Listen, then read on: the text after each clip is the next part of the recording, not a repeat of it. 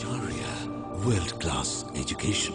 Hi, I'm Gayatri, HOD of Computer Science Department, Acharya Shiksha Mandir.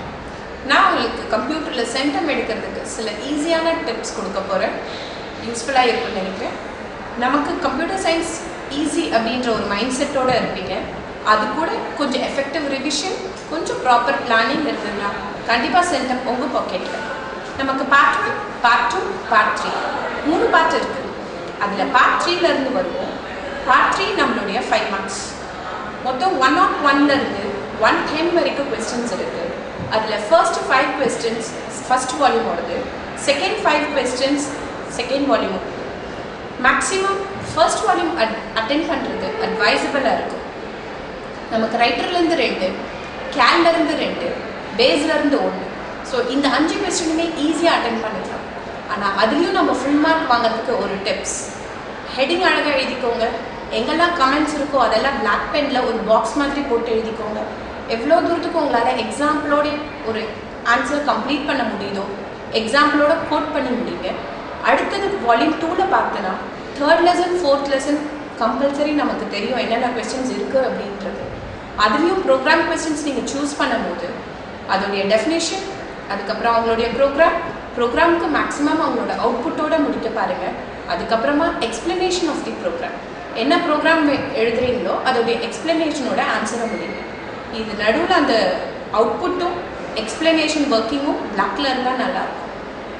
109ம் 110ம் நமக்கு debug and output. Debug and output mostly attend பண்ணலைனாலும் it's okay. கான்ஃபிடென்ட்டாக இருந்தால் மட்டும் attend பண்ணுங்கள். அப்படி இல்லைன்னா ஃபர்ஸ்ட் வால்யூம்லேருந்து 5, 3rd லெசனும் 4th லெசனும் இதுவே நமக்கு 7 கொஸ்டின்ஸ் கம்ப்ளீட் ஆகிடும். Coming for the part 2. Part 2ல் பார்த்தீங்கன்னா நமக்கு 25 கொஸ்டின்ஸ் கொடுத்துருப்பாங்க. அந்த 25 கொஸ்டின்ஸில் 10 கொஸ்டின் ஸ்டார் ஆஃபீஸ், மீதி 15 கொஸ்டினும் வால்யூம் 2லேருந்து வரும். மேக்ஸிமம் வால்யூம் 2லேருந்து நமக்கு எப்பயுமே ப்ராப்ளம்ஸ் இருக்கும். செகண்ட் லெசனும் ஓகே, 3rd லெசனும் ஓகே. கண்டிப்பாக ஒரு கொஸ்டின் வந்து ப்ராப்ளம்ஸாக இருக்கும். அதில் புக் பேக் கொஸ்டின்ஸ் மட்டும்தான் இருக்குது. அதை பார்த்துக்கிட்டாலே போதும்.